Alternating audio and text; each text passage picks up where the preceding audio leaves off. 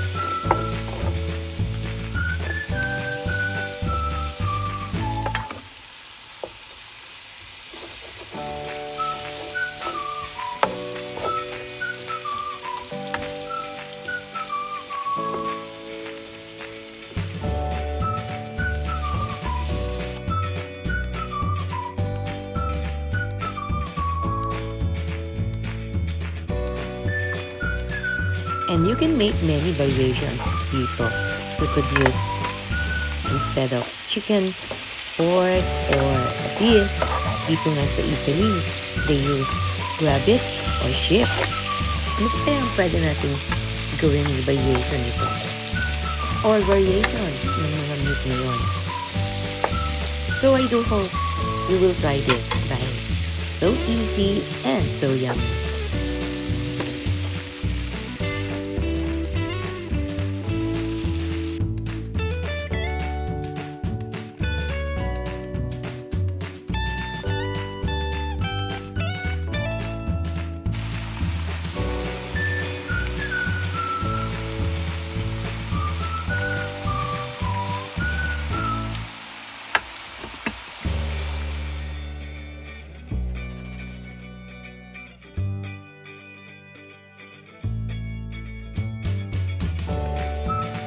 And it's shout-out time. Shout-out to Marie and Michelle Gonzalez of Calgary, Canada. Hello there! At sa inyong mga kitchen friends, I do hope at sana nag-enjoy kayo watching this episode, our Cacciatora.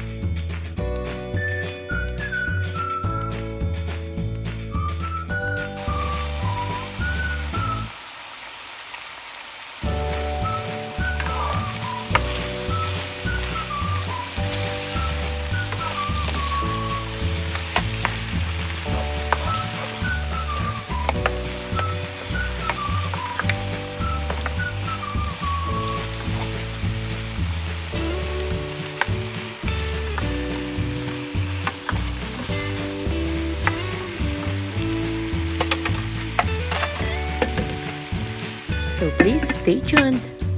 And till next time. At marami pa akong isi-share sa inyo na talagang mga yummy na mga lutuin. And thanks for watching, guys. Please do take care.